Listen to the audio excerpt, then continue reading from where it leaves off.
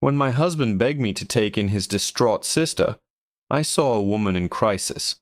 What I didn't see was a con artist meticulously plotting to steal our home and our future.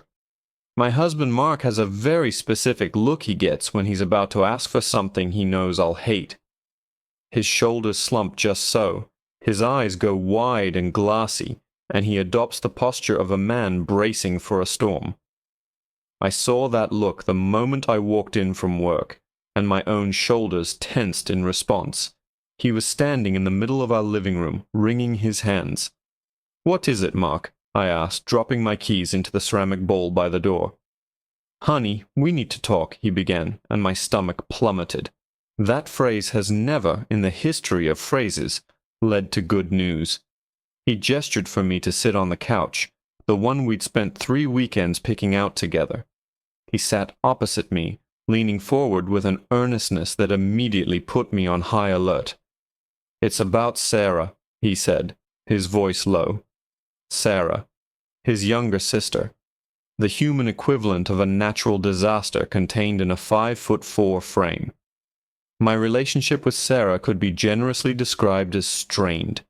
She viewed me as the rigid, boring woman who had stolen her fun-loving brother, and I viewed her as an irresponsible chaos merchant who still thought the world owed her a living at 34. What has she done now? I sighed, already exhausted. "It's not what she's done," Mark said quickly, defensively. Well, Dave left her, took all their savings and just disappeared. She got an eviction notice this morning. She has nowhere to go, sweetie.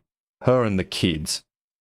My heart did a little lurch of sympathy for her children, 10-year-old Maya and 15-year-old Leo. They didn't deserve the whirlwind of instability that was their mother. But then my mind flashed to our 2-bedroom house, our quiet, clean, peaceful sanctuary. "Mark, no," I said, holding up a hand. "I'm sorry for her, I truly am.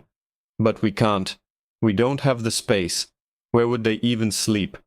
This is when the beseeching began. He painted a desperate picture of his sister and his niece and nephew out on the street. He reminded me of the time he helped my brother move cross-country on a week's notice. He used words like family, loyalty, and desperate times. He promised it would only be for a little while, just a month, tops, just long enough for Sarah to get back on her feet, find a job, and secure a new apartment. 1 month, Mark, I finally relented, against every screaming instinct in my body. 30 days. She has to be actively looking for a job and a place of her own. Those are my conditions. He agreed so fast it gave me whiplash, pulling me into a hug and whispering how he knew he'd married the most generous woman in the world. I didn't feel generous. I felt like I had just willingly invited a termite infestation into my home. The day they moved in was exactly the catastrophe I'd predicted. They didn't arrive with a few suitcases.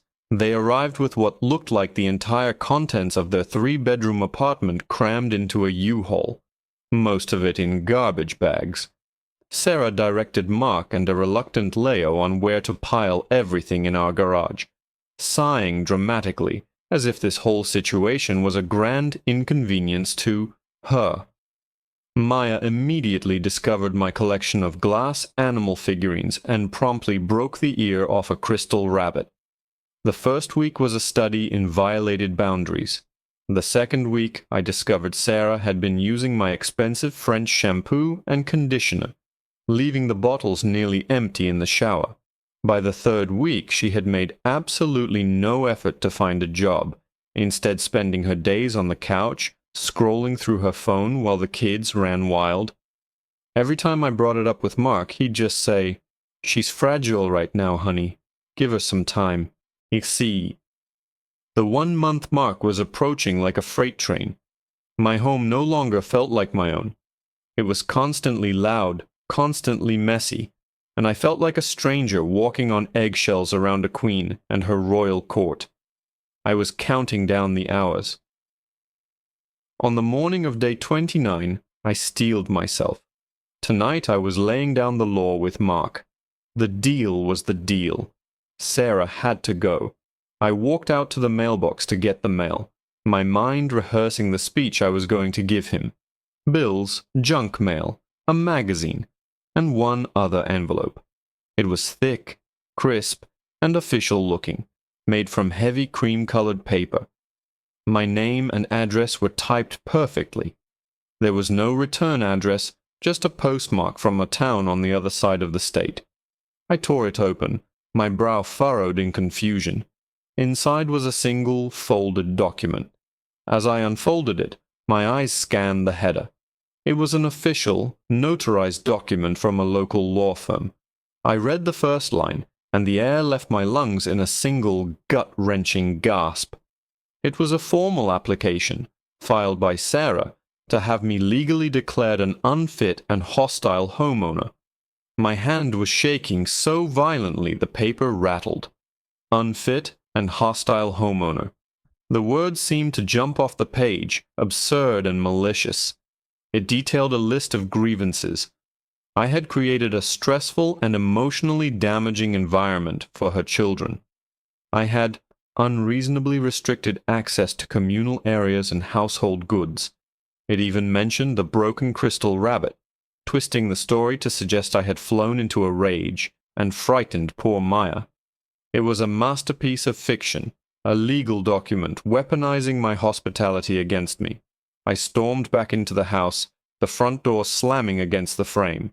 Sarah was exactly where I knew she'd be, sprawled on my couch, scrolling through her phone, a half-eaten bag of my favorite chips on her stomach. She looked up, her expression one of mild annoyance at being disturbed. "What is this?" I demanded, my voice low and trembling with fury. I threw the crumpled document onto the coffee table in front of her. She didn't even flinch. She picked it up, smoothed it out, and glanced over it with a detached sort of pride. "Oh, that. It's just a formality, a way to protect my rights and my children's rights as residents of this home." "Residents?" I choked out the word. "You are a guest, Sarah, a guest whose 30 days are up tomorrow." "Not according to the law," she said with a smug little smile. "After 30 days, I have tenants' rights. I was just making sure they were officially documented. You've been very hostile, Anna. I was worried you might try to illegally evict me and my babies." The sheer audacity of it left me speechless. It was then that Mark walked in from the kitchen, a confused look on his face. "What's all the shouting?" he asked. He saw the document on the table, then looked from my face, twisted in rage, to his sister's, a mask of victimhood. "Your sister," I seethed, pointing a shaking finger at her, "is trying to sue me to stay in our house." Mark picked up the papers, his eyes scanning them quickly. That look I hated, the one of a man bracing for a storm, was back, but this time it was directed at me. "Anna, let's calm down," he said, his voice placating. "I'm sure this is just a misunderstanding." "A misunderstanding?" I shrieked. "She hired a lawyer, Mark. She filed a legal document full of lies to declare me a hostile homeowner in my own home." "She's just scared," he insisted, turning to me, his voice dropping to a desperate whisper.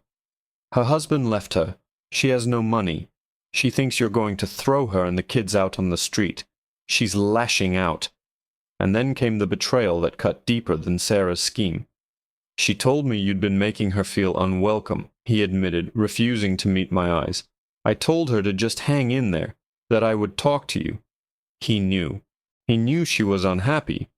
He knew she felt I was hostile. And he hadn't said a word to me. He had been comforting her behind my back, validating her delusions while I was slowly going insane. I felt the floor drop out from under me. I was completely and utterly alone in this. I looked from my husband, the man who was supposed to be my partner, to his sister, who was now dabbing at her dry eyes with a tissue. I was the villain in their story. I didn't say another word. I turned, walked up the stairs to our bedroom, and locked the door. I could hear their muffled voices downstairs, his soothing, hers pretending to be distraught. I sat on the edge of my bed for hours, the rage inside me cooling into something hard and cold. I wasn't just going to get her out of my house. I was going to find out what was really going on. That night, after the house was finally dark and quiet, I crept downstairs. Adrenaline coursed through me. I slipped on my shoes and went into the garage. It was cold, and the mountain of Sarah's garbage bags loomed in the darkness. I pulled out my phone, turned on the flashlight, and started digging. I didn't know what I was looking for, but my instincts were screaming that the answer was here somewhere. I tore through bags of clothes, old toys, and junk mail. Finally, under a pile of musty towels in a cardboard box, I found a smaller shoebox. It felt heavier than it should. I pried it open. Inside were stacks of papers, bank statements, credit card bills, and letters. My eyes landed on a recent statement for a joint account in the names of Sarah and Dave Miller. I scanned the transaction history, and my blood ran cold. There was a deposit, made just 2 weeks ago, for $50,000. The source was a corporate wire transfer. They weren't broke. They were loaded. And tucked beneath that statement was a folded piece of paper. It was a handwritten letter, and the salutation made my heart stop. It was from Dave. It began, "My love, I've transferred the first payment. Remember the plan. Establish residency. Document every hostile interaction, and file the papers. If we play this right, we'll get enough out of your brother to buy that lake house." The letter felt like a block of ice in my hand. A plan. A scam. They weren't a broken family. They were con artists, and my husband and I were their mark. My rage from earlier was nothing compared to the glacial fury that now filled me. They hadn't just taken advantage of our kindness. They had meticulously plotted to destroy my life, weaponize my home against me, and drain my husband of his money, all for a lake house. I carefully took pictures of everything with my phone. The letter, the bank statement showing the $50,000 deposit, the address of the law firm on Sarah's document. Then I put everything back exactly as I found it and crept back to bed. I didn't sleep. I lay there, my mind a whirring engine of calculation, crafting my own plan. The next morning, I was a different woman. The frantic anger was gone, replaced by a chilling calm. I came downstairs and made coffee, even offering a cup to Sarah, who looked at me with suspicion. Mark, seeing my composed demeanor, looked relieved, clearly thinking I had come to my senses. "Mark, honey," I said, my voice sweet as poison. "You were right. I overreacted yesterday. Sarah is your sister, and this is her home too, for as long as she needs it. I'm sorry." Mark's face flooded with gratitude. He hugged me tightly, whispering, "I knew you'd understand." Sarah just smirked into her coffee cup. The trap was set. For the next week, I was the perfect hostess. I made their favorite meals. I took Maya to the park. I listened patiently as Sarah complained about her non-existent job search. I documented everything. Every meal I cooked, I took a photo. Every receipt for groceries, I kept. Every time Sarah refused to lift a finger, I made a silent note. All the while, I had a lawyer on retainer, my own lawyer, a bulldog recommended by a colleague. The day of the hearing arrived. Sarah got dressed up, looking every bit the downtrodden single mother. Mark, bless his naive heart, put on a suit to support his family. He still thought he was there to mediate, to smooth things over. When we walked into the small courtroom, Sarah's lawyer, a sleazy-looking man in a cheap suit, gave me a dismissive glance. The hearing began, and Sarah's lawyer laid it on thick, painting me as a cruel, unstable monster. He presented the broken rabbit figurine as evidence of my violent outbursts. He described Sarah's fear, living under my roof. Mark shifted uncomfortably in his seat beside me, looking pained. When it was my lawyer's turn, she stood up calmly. "Your Honor," she began, "my client has no wish to make her sister-in-law and her children homeless. In fact, she has been a very generous host." She then presented her own evidence. She showed the judge photos of the dozens of family meals I'd prepared. She produced a stack of receipts for groceries, clothes, and school supplies I had purchased for the children, totaling thousands of dollars. She even had a short video I'd secretly taken of Sarah laughing on the phone, telling a friend how she had her rich brother wrapped around her little finger, and how his uptight wife was footing the bill for everything. Sarah's face went pale. It seems my client has not been hostile at all, but exceedingly accommodating, my lawyer continued, her voice sharp, which is particularly generous, considering Mrs. Miller's financial situation is not nearly as dire as she has led everyone to believe. And then, the final blow. My lawyer submitted the photo of the bank statement with the $50,000 deposit. She followed it with a picture of the letter from Dave. She read his words aloud to the silent courtroom. "Remember the plan.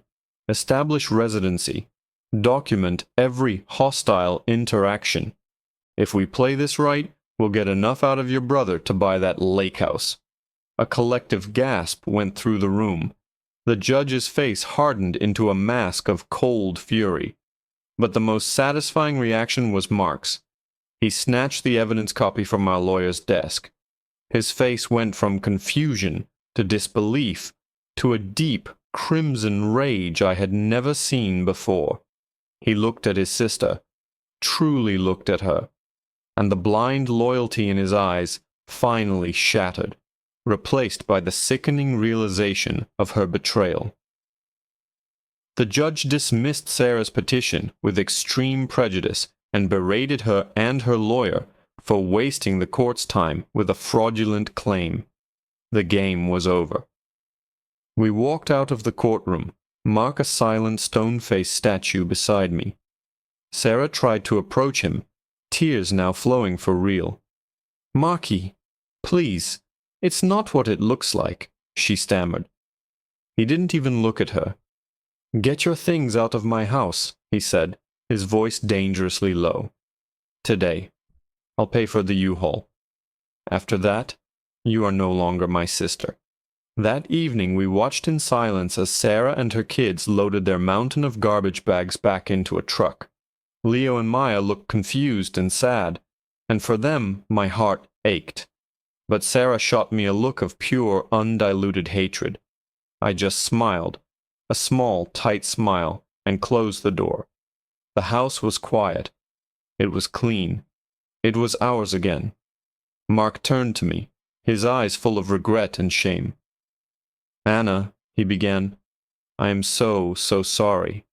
I was so blind." "Yes, you were," I said, my voice not unkind, but firm. "But you see things clearly now.